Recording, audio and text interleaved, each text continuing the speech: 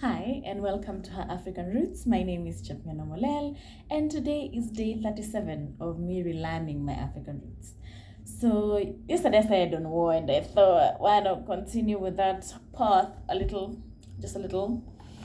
Anywho, today we are talking about war and what the Kalis did during war. There were so many wars then, by the way, just like any other society. A lot of it, though, for the Kali people was around cattle rustling, either between the Kipsigis and the Maasai, or the Pokot and the Tugen, between the Nandis and the Maasai. So there was a lot of cattle rustling, okay?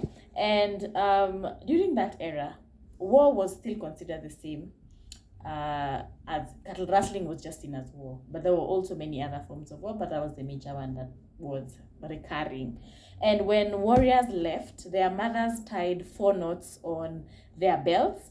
And then in the morning, the mothers would go outside to the sunrise and spit towards the sun, crying out loud to the sun, Assis, Konej Sabon, Assis, Konej Sabon, Assis, give us health, Assis, give us health.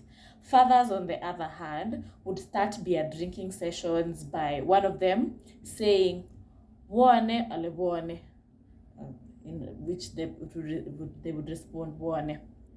Then, Chomege ale chomege.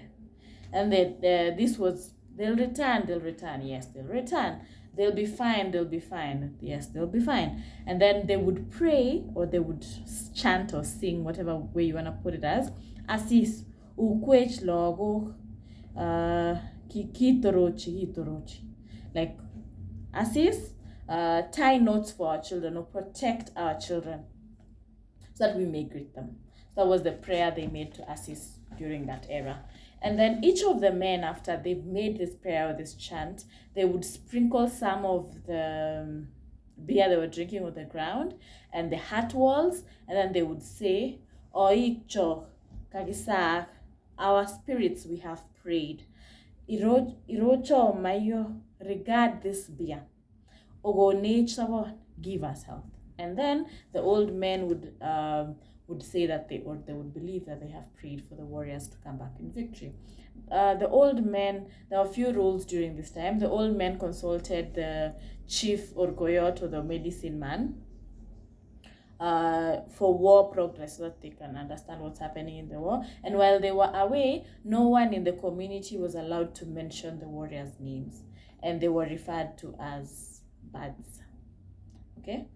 For the warriors, they could not sneeze, they could not eat meat, they could not spit on the roadside. And greetings then, for most of the people, was takwenya lugone.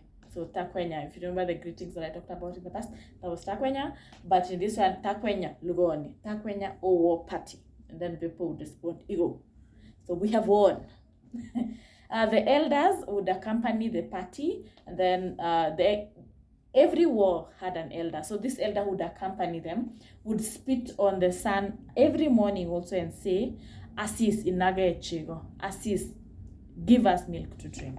And then after that, as soon as the cattle were captured, because cattle were captured, the Maotiot, who is now the medicine man who went with them, would cry out the head Maotiot's name and add up the cows.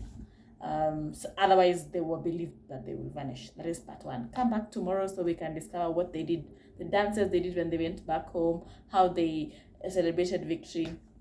And also, if you know anything about this process, or if you think some of it is even implemented in part of the wars that go on today, because I'm sure there are still wars and wrangles and things that go on in society today. If you see some of the instances that probably we do today, don't comment to like, share, subscribe, and also DM me to tell me a little about it. I'll really appreciate it.